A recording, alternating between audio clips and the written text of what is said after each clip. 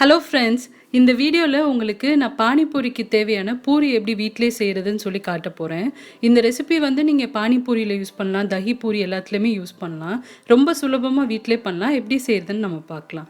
இந்த பூரி வந்து ரவை யூஸ் பண்ணி தான் பண்ண போகிறோம். 1 கப் மெஷர்மெண்ட்டில் வந்து 2 கப் அளவுக்கு ரவை எடுத்திருக்கேன். டேபிள் ஸ்பூனில் 3 டேபிள் ஸ்பூன் அளவுக்கு கோதுமை மாவு எடுத்திருக்கேன். நீங்கள் கோதுமை மாவு இல்லாட்டி மைதா கூட யூஸ் பண்ணலாம். 1 கப் ரவைக்கு 1 டேபிள் ஸ்பூன் கோதுமை மாவு, இதுதான் கணக்கு. இதை விட ஜாஸ்தி சேர்த்துட்டீங்க அப்படின்னா நார்மல் பூரி மாதிரி ஆகிடும், சாஃப்ட் ஆகிடும். அதனால் இந்த மெஷர்மெண்ட்டில் பண்ணுங்கள், அப்போ தான் கரெக்டாக வரும் உங்களுக்கு. அடுத்ததை வந்து ஒரு 1/4 டீஸ்பூனுக்கும் கம்மியாக தான் நான் உப்பு சேர்க்குறேன். உப்பு கம்மியாக சேர்த்தா போதும், ஏன்னா சாட்டில் நம்ம நிறைய உப்பு சேர்ப்போம். ஸோ அதனால் உங்களுக்கு சாப்பிட்றப்ப கரெக்டாக இருக்கும். இப்போ எல்லாத்தையும் மிக்ஸ் பண்ணிவிட்டு சூடான தண்ணி எடுத்திருக்கேன். அதாவது கொஞ்சம் உங்கள் கையில் சூடு தாங்குற அளவுக்கு தண்ணி எடுத்துகிட்டு அதை யூஸ் பண்ணி இந்த மாவு பிசைங்க. அதுவும் கொஞ்சம் உங்களுக்கு பூரியை வந்து நல்லா சாஃப்டாகும்.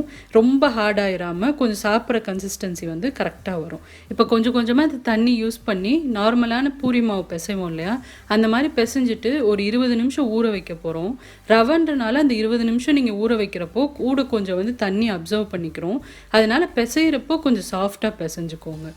நல்லா இந்த மாதிரி கை யூஸ் பண்ணி ப்ரெஷர் கொடுத்து பிசையணும். இப்போ பாருங்கள், மாவு நல்லா எல்லாம் ஒன்று திரண்டு வந்துருச்சு. பார்க்குறதுக்கு இந்த கன்சிஸ்டன்சியில் உங்களுக்கு இருக்கணும். இப்போ பார்க்குறதுக்கு கொஞ்சம் நல்ல சாஃப்டாக இருக்குது. இது ஒரு 20 நிமிஷம் கழித்து பார்த்தீங்கன்னா கொஞ்சம் கெட்டியான மாதிரி இருக்கும். இப்போ நம்ம ஒரு ஈரத்துணி எடுத்துக்கலாம். இதை அப்படியே வச்சிங்க அப்படின்னா உங்களுக்கு காஞ்சு போயிடும் ரவன்றனால. ஈரத்துணியை வந்து நல்லா தண்ணிலாம் புழிஞ்சிட்டு இந்த மாதிரி மூடி ஒரு 20 நிமிஷம் ஊற வச்சுருங்க. அதுக்கப்புறம் எப்படி பூரி பண்ணுறதுன்னு நான் காட்டுறேன். இது ஊற ஊற தான் உங்களுக்கு பூரி நல்லா டேஸ்ட்டாக இருக்கும். இப்போ 20 நிமிஷம் மாவு ஊறிடுச்சு. பூரி தேய்க்கிறதுக்கு முன்னாடி நான் கிளின் ஃபாயில் விரிச்சிக்க போகிறேன். அதில் தான் பூரியை தேய்ச்சி வைக்க போகிறேன். நீங்கள் வேணும்னா ஒரு ஈரத்துணி கூட நல்லா புழிஞ்சிட்டு நீங்கள் விரித்து வச்சுக்கலாம். இந்த ஃபுட் ரேப் பண்ணுவோம் இல்லையா, அந்த கிளின் ஃபாயிலை விரிச்சிருக்கேன். இதில் தான் நான் தேய்ச்சி வைக்க போகிறேன். நிறையா தேய்ச்சிட்டு மொத்தமாக போடாதீங்க, காஞ்சு போயிடும். அதனால் ஒரு 2 செட் யூஸ் பண்ணிக்கலாம். இப்போ பாருங்கள், நான் கட் பண்ணுறதுக்கு எது எடுத்திருக்கேன் அப்படின்னா 100 உலக்கு இருக்கும் இல்லையா, அது எடுத்திருக்கேன். அந்த சைஸ் வந்து கரெக்டாக வரும். இல்லாட்டி இந்த மாதிரி ஏதாவது ஒரு பாட்டிலோட மூடி கூட நீங்கள் யூஸ் பண்ணலாம். எந்த சைஸ் பூரி உங்களுக்கு கரெக்டாக வருதோ அதை எடுத்து யூஸ் பண்ணுங்கள். ஆனால் கண்டிப்பாக இந்த 100 கிராம் உலக்கு உங்கள்கிட்ட இருந்துச்சுன்னா அதை யூஸ் பண்ணுங்கள். அந்த சைஸ் வந்து பர்ஃபெக்டாக இருக்குது, சாப்பிட்றதுக்கும் ஈஸியாக இருக்கும் நம்மளுக்கு. இப்போ பாருங்கள், மாவு வந்து நான் சொன்ன மாதிரி கொஞ்சம் திக்காக இருக்குது. நம்ம பிசைஞ்சதை விட ரவை வந்து இருக்கிற தண்ணி எல்லாத்தையும் உறிஞ்சிருக்கு. இப்போ கொஞ்சம் நல்லா பிசைஞ்சிட்டு தேவையான சைஸ் நம்ம எடுத்துக்கலாம். கொஞ்சம் பெரிய உருண்டையாக எடுத்து நம்ம பெருசாக தேய்ச்சிக்க போகிறோம். இப்போ பாருங்கள், மிச்சம் இருக்க மாவையும் அந்த ஈரத்துணி போட்டே தான் நீங்கள் கவர் பண்ணி வைக்கணும். இல்லைனா இது வந்து ரொம்ப சீக்கிரம் காஞ்சு போயிடும். அதனால் எப்பயுமே ஈரத்துணி போட்டு கவர் பண்ணி வச்சுருங்க. இப்போ நம்ம தேய்க்க போகிற இடத்துல எண்ணெய் தடவி ஃபுல்லாக நான் தடவிருக்கேன். தேய்க்கிற பின்னு எல்லாத்துலேயுமே எண்ணெய் தடவிக்கலாம். இப்போ மாவு எடுத்துகிட்டு நம்ம தின்னாக ரோல் பண்ண போகிறோம். நல்லா தின்னாக இருக்கணும். திக்காக இருந்துச்சுன்னா உங்களுக்கு பூரி நல்லா இருக்காது. நல்லா தின்னாக ரோல் பண்ணிக்கோங்க. மொத்தமாக நம்ம இந்த மாதிரி பெருசாக ரோல் பண்ணிவிட்டு இந்த கட்ரு வச்சு நம்ம கட் பண்ணோம் அப்படின்னா உங்களுக்கு ஈஸியாக இருக்கும். சின்ன சின்னதாக நீங்கள் ரோல் பண்ணிங்க அப்படின்னா உங்களுக்கு ரொம்ப நேரம் ஆகும். அதனால் இந்த மாதிரி பெருசாக பூரியை தேய்ச்சிட்டு அப்புறமா இந்த சின்ன சின்ன சைஸில் நம்ம கட் பண்ணிக்கலாம். பாருங்கள், இந்த உலக்கு யூஸ் பண்ணி கட் பண்ணுறது எவ்வளோ ஈஸியாக இருக்குன்ட்டு. உங்கள்கிட்ட குக்கி கட்ரு இருந்தால் கூட அது கூட யூஸ் பண்ணுங்கள். அதுவும் பர்ஃபெக்டான சைஸில் உங்களுக்கு வரும். இப்போ பாருங்கள், இந்த மாதிரி அழகான சின்ன சின்ன பூரிஸாக நம்ம தேய்ச்சாச்சு. இப்போ அந்த கிளின் ஃபாயிலில் அடுக்கிக்கலாம். அடுக்கிட்டு அப்படியே விடாமல் மேலே ஒரு ஈரத்துணியோ இல்லாட்டி அதே கிளின் ஃபாயிலை வச்சு கவர் பண்ணி வச்சுருங்க. காயக்கூடாது. காஞ்சிச்சுன்னா உங்களுக்கு பூரி கரெக்டாக வராது. சாப்பிட்றப்போ உங்களுக்கு ரொம்ப கல் மாதிரி இருக்கும். இப்போ பாருங்கள், கட் பண்ணிவிட்டு மிச்சம் இருக்க மாவையும் திரட்டி திரும்ப அதை நான் தேய்ச்சிக்க போகிறேன். நம்மளால் எவ்வளோ வரைக்கும் தேய்ச்சி சைஸ் எடுக்க முடியுமோ அந்தளவுக்கு தேய்ச்சிட்டு இதே ப்ராசஸை நீங்கள் ரிப்பீட் பண்ணிக்கலாம்.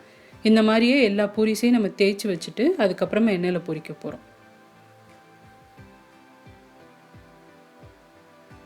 இப்போ எல்லா பூரியும் தேய்ச்சிட்டேன். பாருங்கள், நான் கிளின் ஃபாயில் வச்சு மூடிட்டேன் மேல் பகுதியை, காயக்கூடாதுன்றனால. இப்போ இங்கே ஒரு பாத்திரத்தில் எண்ணெய் சூடு பண்ணியிருக்கேன். ஒவ்வொரு பூரிஸாக நம்ம போட்டு பொரிக்க போகிறோம். ஃபஸ்ட்டு இந்த மாதிரி சின்ன பீஸ் போட்டு பாருங்கள். நீங்கள் போட்ட உடனே இமீடியட்டாக அது நல்லா பொரிஞ்சு வந்துருச்சு அப்படின்னா எண்ணெய் ரெடி ஆயிடுச்சு. ஸோ இப்போ நம்ம பொரிக்க ஆரம்பிச்சிடலாம். பாருங்கள், நம்ம உள்ளே போட்டோடனே அதுவாகவே நல்லா உங்களுக்கு எலும்பி வரும். இந்த மாதிரி உங்களுக்கு பூரி வரணும். இந்த கன்சிஸ்டன்சியில் பிசைஞ்சிங்க அப்படின்னா தான் எல்லா பூரிஸும் உங்களுக்கு இந்த மாதிரி உப்பலா வரும். சப்போஸ் இப்போ ஏதாவது 1-2 பூரி உங்களுக்கு உப்பலா வரலைன்னா பிரச்சனை இல்லை.